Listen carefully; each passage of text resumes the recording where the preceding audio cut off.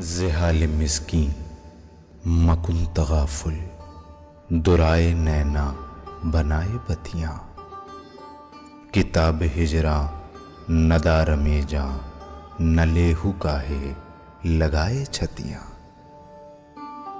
شبان ہجراں دراز چو زلف، روز وصلت چو عمر کوتاہ، سکھی پیا کو جو میں نہ دیکھوں تو کیسے کاٹوں اندھیری رتیاں۔ ناظرین آداب، ڈی ڈی اردو کے اس خاص پروگرام جس کا نام ہے اردو شاعری کا بدلتا منظرنامہ، اس پروگرام میں میں رضا حیدر آپ سبھی کا استقبال کرتا ہوں۔ آج ہم گفتگو کریں گے بہادر شاہ ظفر کی زندگی، ان کی شاعری اور ان کے عہد کے اوپر، اور اس گفتگو میں شامل ہیں ہمارے دو خاص مہمان جن کا میں تعارف کراتا چلوں۔ میرے پہلے مہمان ہیں پروفیسر شریف حسین قاسمی صاحب، اور ہمارے دوسرے مہمان ہیں ڈاکٹر شعیب رضا خان صاحب۔ پروفیسر شریف حسین قاسمی صاحب کسی بھی طرح سے علمی اور ادبی دنیا میں تعارف کے محتاج نہیں ہیں، فارسی اور اردو کے ایک بڑے اسکالرس ہیں۔ تو ناظرین، آج ہماری کوشش ہوگی کہ بہادر شاہ ظفر کی زندگی کے ہر پہلو پر ہم اپنے دونوں مہمانوں سے گفتگو کریں۔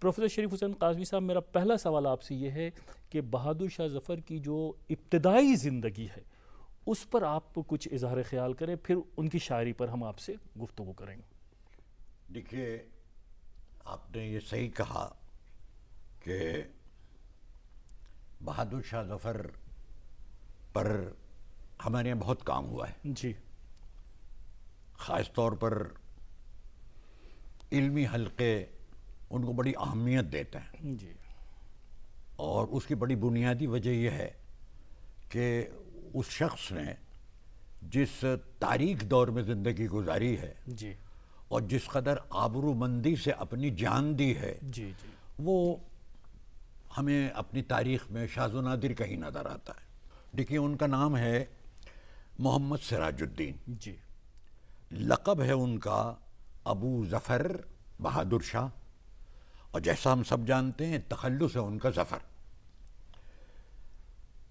کیسی دلچسپ اور بدقسمتی کی بات ہے کہ وہ تخت پر بیٹھے ہیں جب ان کی 62 برس کی عمر ہے۔ جی، یہ اس دور میں موت کی عمر تھی۔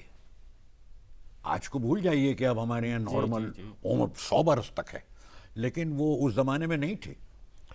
لیکن 62 برس کی عمر میں وہ تخت پر بیٹھے، اور کوئی 21 برس حکومت کی، جی، اگر آپ اسے حکومت کہتے ہیں، جی، جی، اگر آپ اسے حکومت کہتے ہیں تو 21 برس حکومت کی، اور 1858 میں انگریزوں نے انہیں ملک سے نکال دیا اور رنگون بھیج دیا، جہاں 2 4 5 10 برس کے بعد ان کا انتقال ہو گیا، وہیں ان کا مزار ہے۔ جی، میں عام طور پر میں نے جب بہادر شاہ ظفر کے سلسلے میں غور کیا، اس خاندان کی عظمت کا ایک نیا پہلو میرے سامنے آیا۔ جی، یہ مشکل نہیں تھا کہ وہ جن حالات میں گھرے ہوئے تھے وہ جانتے تھے یہ 2 4 5 دن میں اب یا تو میں مر جاؤں گا یا مجھے یہ مار ڈالیں گے، حکومت تو میرے پاس ہے ہی نہیں جب سے میں تخت پر بیٹھا ہوں، یہ تو برائے نام ہے۔ ایک امکان اس کا موجود تھا جو ہو رہا تھا، لوگ اپنی پرانی وفاداریاں چھوڑ کر نئے حاکموں سے رابطہ قائم کر رہے تھے۔ جی، ان کے لیے بڑا آسان تھا کہ یہ انگریزوں سے گفتگو کرتے کہ بھائی مجھے آپ عزت سے یہاں سے جانے دیجئے، یہ پکڑیے بیٹھیے تخت پر، مجھے عزت سے جانے دیجئے۔ انہوں نے یہ گفتگو نہیں کی، اتنا بڑا کلیجہ چاہیے تھا۔ جی، انہیں یہ معلوم تھا کہ اگر میں یہ گفتگو نہیں کروں گا تو یہ مجھے زبردستی جو برائے نام انہوں نے ہی مجھے تخت دیا ہے اس سے اتاریں گے، نہ صرف یہ کہ میری بے عزتی کریں گے بلکہ میرے خاندان کو چن چن کر ایک ایک فرد کو جان سے ماریں گے۔ جی، جی، یہی ہوا، جی، یہی ہوا۔ وہ کھڑا ہوا نہیں جا رہا، جو آزادی کے لیے اور انگریزوں کو باہر نکالنے کے لیے گروہ اس وقت قدرت نے پیدا کر دیا تھا، ان کے کہنے سے گھوڑے پہ بیٹھ گئے۔ جی، ذرا تصور کیجئے، اتنا بوڑھا آدمی چلا جاتا نہیں، اٹھا جاتا نہیں، گھوڑے پہ بیٹھ گئے کہ میں اپنا ملک، اپنی عزت، اپنے ملک کی عزت بچاؤں گا، چلو بٹھاؤ گھوڑے پہ بٹھاؤ، چلو کہاں جانا چاہتے ہو۔ یہ ورثے میں ملا تھا انہیں، وہ 350 برس حکومت جس خاندان نے کی اور جس میں کیسے کیسے بادشاہ ہوئے، بابر، ہمایوں، اکبر، جہانگیر، شاہ جہاں اور اورنگزیب، ان لوگوں نے جو جس شان سے حکومت کی، اس شان کا اظہار کیا انہوں نے اس طرح اپنے آپ کو قربان کر کے۔ بہت خوب شعیب رضا صاحب، ان کی جیسا کہ پروفیسر شریف حسین قاسمی صاحب یہ کہہ رہے تھے کہ وہ دور بڑا پراشوب دور تھا، اور اس پورے پراشوب دور میں ان کی بہت ہی عمدہ اور اعلیٰ قسم کی شاعری جو ہے ہمارے سامنے موجود ہے۔ اس کی وجوہات کیا تھی؟ کس طرح کا ریفلیکشن جو ہے ان کی شاعری میں ہمیں دکھائی دیتا ہے اور اس کا اظہار؟ بالکل، جیسا کہ پروفیسر شریف قاسمی صاحب نے اتنی خوبصورتی سے اور اتنے مختصر انداز میں شروعات کر کے اور رنگون تک آپ لے آئے۔ دیکھیے، اگر میں ان کی شاعری پہ جب نظر ڈالتا ہوں تو میں دیکھتا ہوں ایک تو ان کا جو دور ہے بڑا عہد زرعی دور ہے، غالب ہیں، مومن ہیں، خود ان کے استاد ذوق ہیں، اور یہ الزام بھی ان پر ہے کہ صاحب وہ خود نہیں کہتے تھے اور ذوق کہہ کے دیتے تھے۔ ایسا ہو ہی نہیں سکتا کہ بہادر شاہ ظفر خود نہ کہتے ہوں۔ ایک صرف غزل آپ ان کی لے لیجئے، اور یہ ذوق اس طرح کے شعر کہہ ہی نہیں سکتے تھے، بات کرنی مجھے مشکل کبھی ایسی تو نہ تھی، بہت خوب، جیسی اب ہے تیری محفل کبھی ایسی تو نہ تھی۔ یہ بہادر شاہ ظفر کہہ سکتے تھے، چونکہ جیسا کہ سر نے بتایا کہ اتنا بڑھیا دور گزرا حکومتوں کا، ان کے جو آباء و اجداد ہیں، اس کے بعد جس طرح کے حالات ان کے سامنے آتے ہیں اور صرف قلعے تک ان کی حکومت محدود رہ جاتی ہے، اور ایسے بھی حالات آئے کہ قلعے کو بھی چھوڑنا پڑا اور ہمایوں ٹام میں جا کر آپ نے پناہ لینے کی کوشش کی، لیکن پناہ وہاں نہیں ملی، اور وہیں سے انگریزوں نے ان کو گرفتار کر کے اور پھر زینت محل جہاں پہ رہتی تھی ان کے یہاں شفٹ کر دیا، اور ایک ایک ان کے صاحبزادے کو، شہزادے کو شہید کر دیا گیا، 3 شہزادے ان کے شہید کر دیے گئے، ان کی بیٹیوں کو جس طرح سے بے عزت کیا گیا۔ تو جو آپ اس پوری غزل کو اگر دیکھیں، لے گیا چھین کے کون آج تیرا صبر و قرار، بے قراری تجھے اے دل کبھی ایسی تو نہ تھی، چشم قاتل تھی ہمیشہ تیری دشمن لیکن جیسی اب ہو گئی قاتل کبھی ایسی تو نہ تھی۔ آپ دیکھیے ایک ایک شعر میں وہ تمام چیزیں جو ہیں جو ان پہ گزر رہی ہیں، ان کی زندگی پہ گزر رہی ہیں، ایک بادشاہ ہے اور اس کو کس طریقے سے، کن حالات سے زندگی گزارنا پڑ رہی ہے، اور پھر جن لوگوں نے جنگ آزادی کی پہلی تحریک شروع کی، انہوں نے کہا نہیں، ہم آپ کو ہی اپنا رہنما بنائیں گے اور آپ کو کھڑا ہونا پڑے گا۔ مغل خون تھا، کھڑا ہو گئے وہ، ٹھیک ہے، سر نے جیسے بتایا کہ گھوڑے پہ بیٹھ گئے اور عہد کر لیا کہ نہیں، اپنی ملک کی عزت اور بقا کے لیے وہ لڑیں گے، اور لڑائی کی۔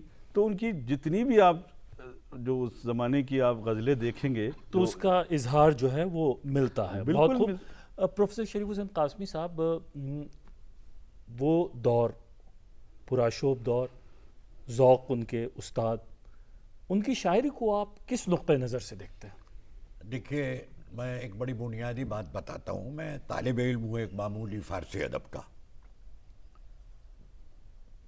میں نے جو مطالعہ کیا فارسی ادب کا، میں مثال دوں گا اس کی کہ پرآشوب دور میں کہ فوری بات جی، جو ایک دور شروع ہوتا ہے وہ ادب میں ایک چینج کا دور ہوتا ہے، جی جی، اور ہمارے ہاں جن لوگوں نے اور جن اسکالرس نے، وہ یورپ کے ہوں یا ہندوستانی ہوں یا ایرانی ہوں، خود انہوں نے جو فارسی ادب اور خاص طور پر فارسی شاعری کی تاریخ لکھی ہے، انہوں نے یہ بتایا کہ پرآشوب دور میں جو عظیم الشان ادب پیدا ہوا ہے، اس کی مثال پرامن دور میں نہیں ملتی۔ بہت خوب جی۔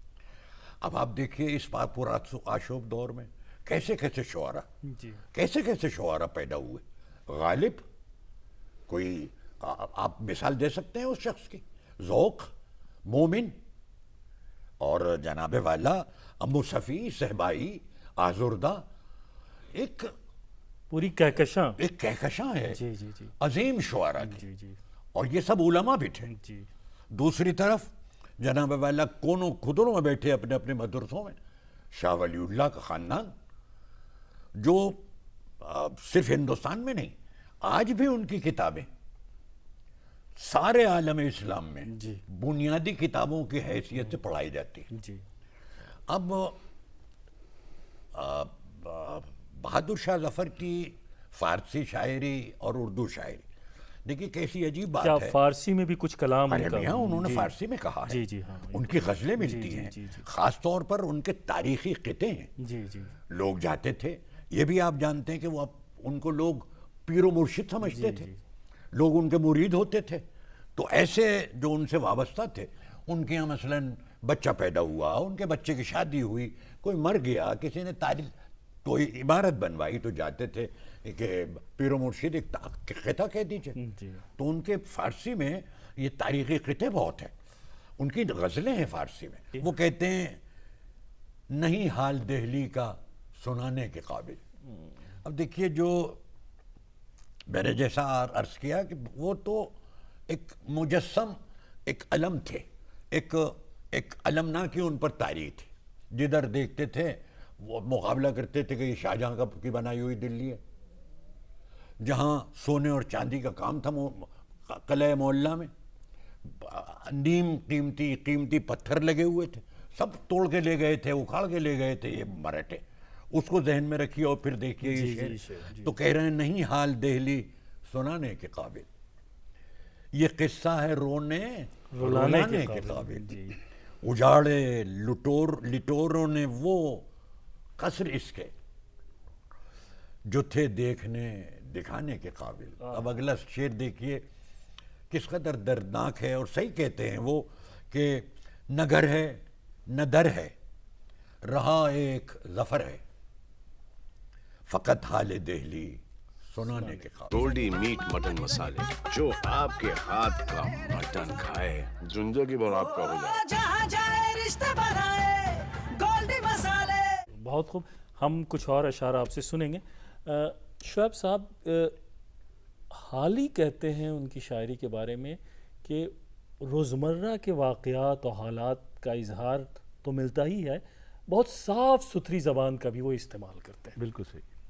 دیکھیے ان کی شاعری میں جیسا کہ تمام لوگوں نے لکھا ہے کہ جو دلی کی ٹیکسالی زبان تھی، جو آپ نے جس کا ذکر کیا، جس میں ہم باغ و بہار میں جو نظر آتا ہے، جو زبان میر امن نے استعمال کی ہے، وہ ان کی شاعری میں ملتی ہے۔ اور اس دور کی آپ بات دیکھیے، 1800 جب سے وہ شاعری کر رہے ہیں، 1858 60 62 تک ہی انہوں نے شاعری کی، اس کے بعد تو حالات ہی اس طرح کے رہے۔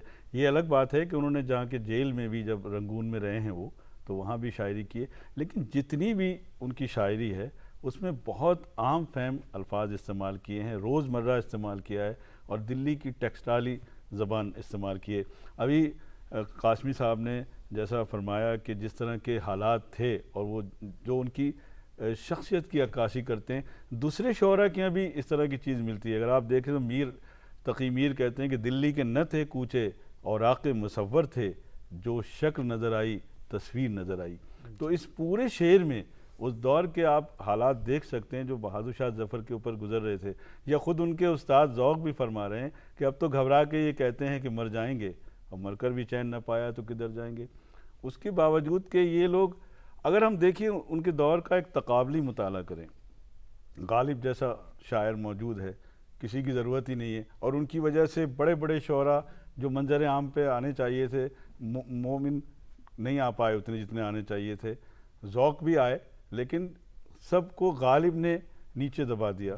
تو بہادر شاہ ظفر کو جس طریقے سے منظر عام پہ آنا چاہیے تھا، عوام میں آنا چاہیے تھا، اس طریقے سے ان کی شاعری منظر عام پر بہت صحیح بات کی آپ، بحیثیت شاعر ڈاکٹر صاحب اس طرح سے ان کی شاعری کا اس طرح سے اس کی پبلسٹی نہیں ہو پائی اور فروغ نہیں مل پایا جتنا ان کی شخصیت اور حالات پہ ہم زیادہ گفتگو کرتے ہیں۔ سر ان کی جو شاعری کا جب ہم مطالعہ کرتے ہیں تو جو اصطلاحیں ہیں، طوق، سلاسل، قفس، زندان، اور ان اصطلاحوں کا ذکر ان کے پورے دیوان میں کہیں نہ کہیں ہمیں مل جاتا ہے۔ ایک شعر میں پڑھوں گا اور اس کی وضاحت آپ سے چاہوں گا۔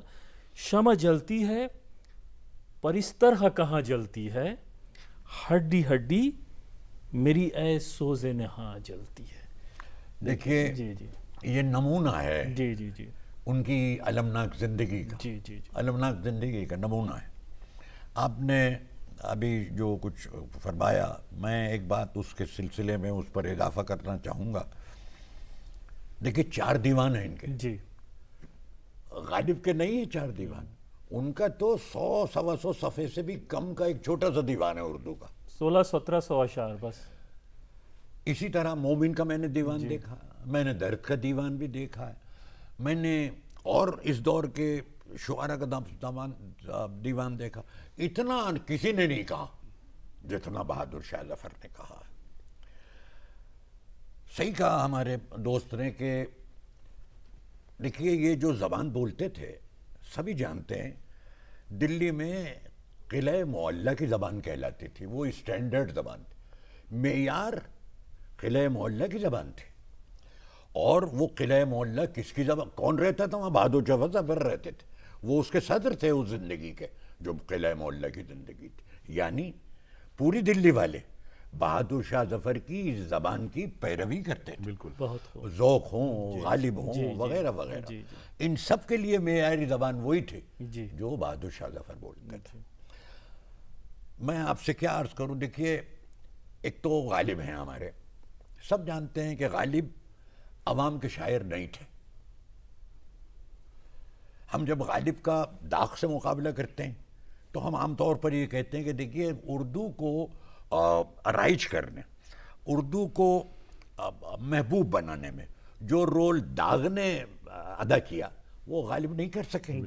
وجہ کیا تھی؟ وہ زبان کی بات تھی۔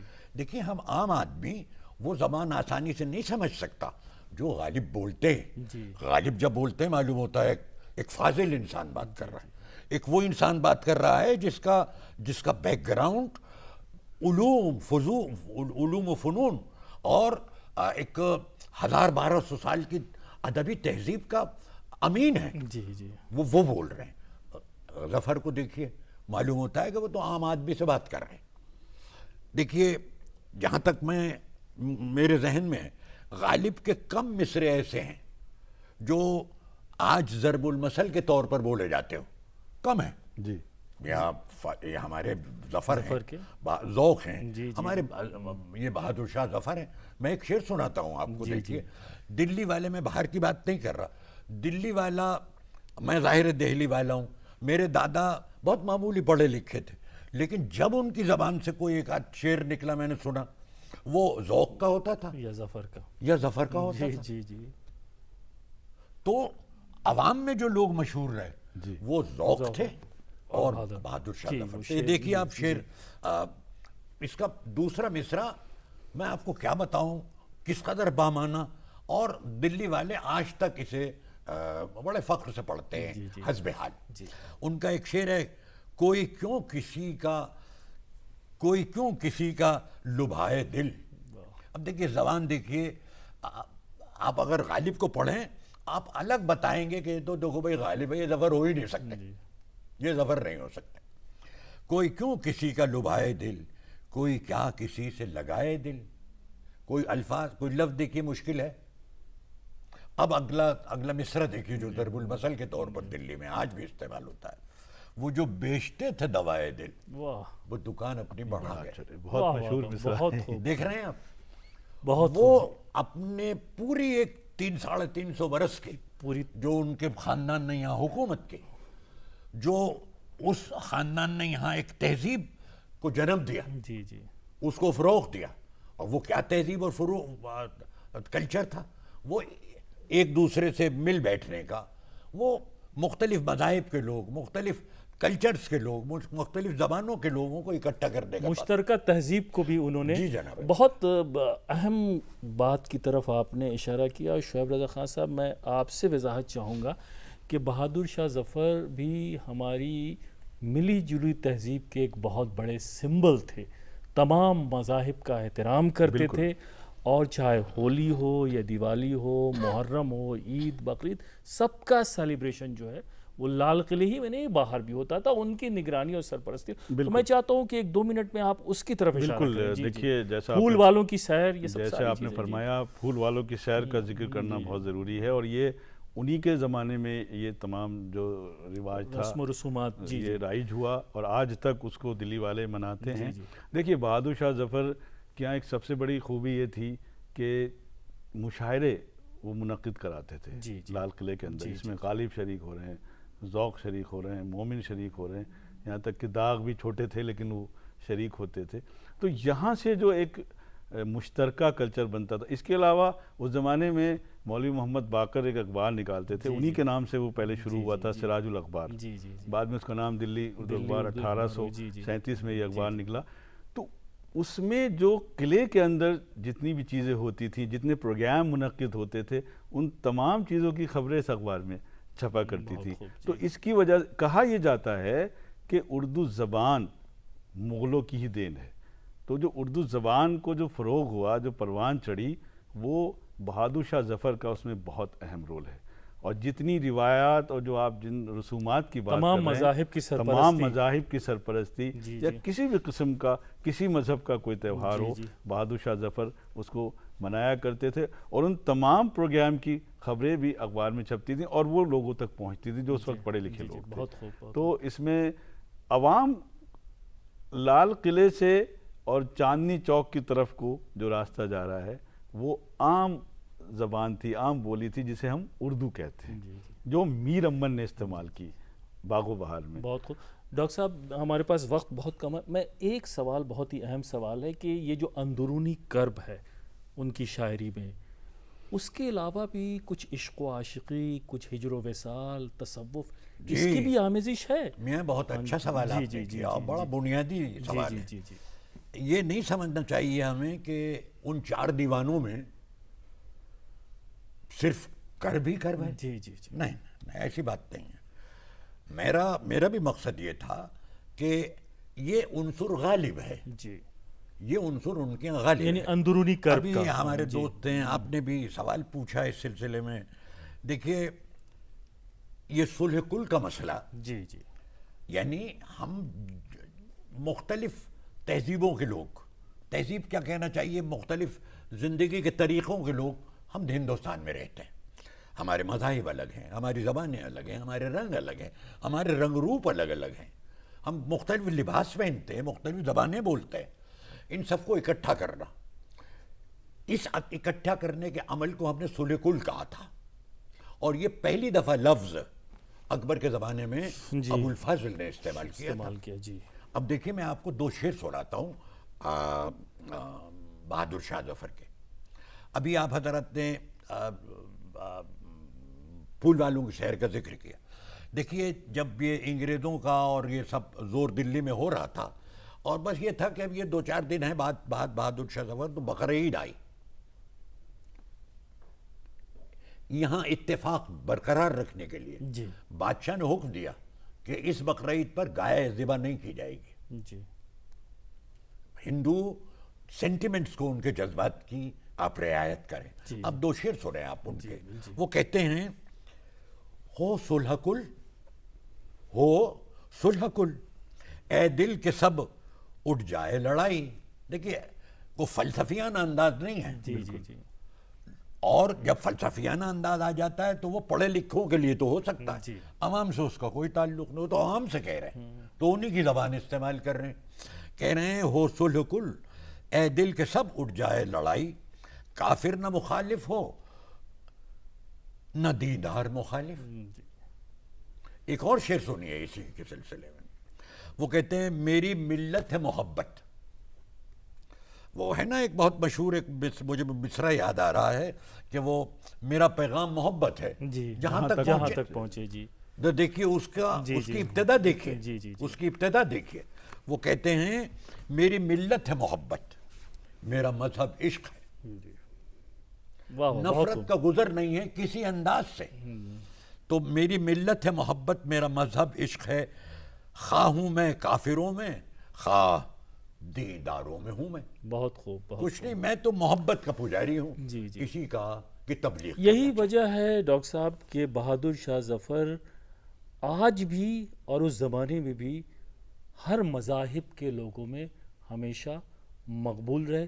وہ ایک شاعر بھی تھے، ایک بادشاہ بھی تھے، ایک مجاہد آزادی بھی تھے، لیکن اس کے ساتھ ساتھ ان کی ایک خوبی یہ بھی تھی کہ وہ تمام مذاہب کا احترام بھی کرتے تھے، اور اس کا اثر جو ہے ان کی زندگی اور ان کی شعیب رضا صاحب، بس آخری سوال آپ سے یہ، چونکہ آپ شاعر بھی ہیں، میں یہ کرنا چاہتا ہوں کہ اس دور کی شاعری اور آج کی شاعری، یعنی بہادر شاہ ظفر کا دور جو کہ عروج کا دور تھا بقول شریف حسین قاسمی صاحب کے، اور کہ وہ سنہرا دور تھا، کیا فرق محسوس کرتے ہیں آپ بہت اختصار کے ساتھ؟ دیکھیے، جو بھی ہماری اردو شاعری کی روایت ہے، جیسے میں نے میر کا بھی ابھی حوالہ دیا تھا، ہر دور میں شاعر ایک بہت حساس ہوتا ہے، تو جو بھی سماج میں حالات رونما ہوتے ہیں اس کی عکاسی اس کے یہاں ملتی ہے۔ ہمیں اس دور میں غالب کے یہاں بھی، مومن کے یہاں بھی، تمام لوگوں کے یہاں جو خالص غزل کے شاعر بھی ہیں مومن، ان کے یہاں بھی، میر کے یہاں بھی خاص طور سے ملتا ہے۔ تمام جتنے بھی شعراء ہیں، یہاں تک ذوق قصیدے کے شاعر مانے جاتے ہیں، لیکن ان کے یہاں بھی وہ تمام چیزیں ملتی ہیں۔ اور آج کی جو شاعری ہے، پورا جو ایک دور وہاں سے گزرتا ہے، داغ اور پھر فیض اور تمام جتنے لوگ ہیں، اور یہ گورکھپوری، فراق گورکھپوری، اور اس کے بعد شہریار تک اگر ہم آ جائیں، اور ندا فاضلی اور بشیر بدر تک بھی آ جائیں، تو ان کے یہاں تمام جو غزل کی ایک روایت شروع ہوئی تھی، اس کو، اس کی پاسداری کی ہے، اسے قائم رکھا ہے، اور جہاں پہ تغزل ہے وہاں جو حالات ان کے دور کے ہیں، آپ آسانی سے دیکھ سکتے ہیں کہ یہ بہادر شاہ ظفر کا دور ہے، یہ میر کا دور ہے، یہ ولی کا دور ہے، اور یہ شہریار کا دور ہے۔ تو اس طریقے سے تمام غزل کی سب سے بڑی خوبی یہی ہے، اور بہادر شاہ ظفر غزل کا شاعر بھی ہیں، کہ وہ بوڑھی ہونے کی بجائے دن بدن جوان ہوتے چلے جا رہے ہیں۔ بہت اچھا آپ نے اس کا جواب دیا پروفیسر شریف حسین قاسمی صاحب، شعیب رضا خان صاحب، آپ نے نہ صرف بہادر شاہ ظفر کی شاعری بلکہ اس پورے عہد کا بہت خوبصورتی کے ساتھ آپ دونوں نے احاطہ کیا، آپ کا بہت بہت شکریہ۔ تو ناظرین، ہم بہادر شاہ ظفر کی زندگی، شاعری اور اس عہد کے اوپر بہت ہی خوبصورت گفتگو اپنے ان دونوں مہمانوں سے سماعت فرما رہے تھے۔ اگلے ایپیسوڈ میں ہم پھر ملیں گے کسی نئے شاعر کی زندگی، اس کی شاعری اور اس کے عہد کو لے کر کے۔ تب تک کے لیے آپ ہمیں اجازت دیجیے، آداب۔ زحال مسکین مکن تغافل، درائے نینا بنائے بتیاں، کتاب ہجراں ندار میں جاں، نہ لیہو کاہے لگائے چھتیاں، شبان ہجراں دراز چو زلف، روز وصلت چو عمر کوتاہ، سکھی پیا کو جو میں نہ دیکھوں تو کیسے کاٹوں اندھیری رتیاں۔